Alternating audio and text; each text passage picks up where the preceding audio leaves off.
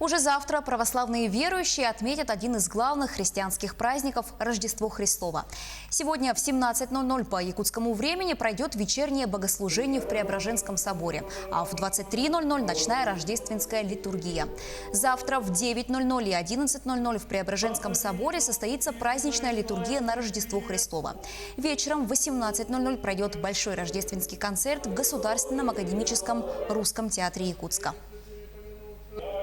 Армянская православная церковь уже сегодня отмечает Рождество. По древней традиции православные армяне отмечают этот праздник и крещение в один день, 6 января.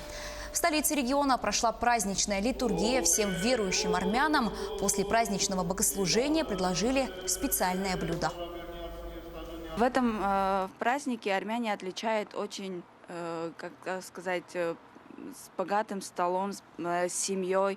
То есть в этот день все родственники, родные обязаны ходить, поздравлять друг друга, угощать друг друга. Традиционным блюдом на этот день можно отнести рыбу.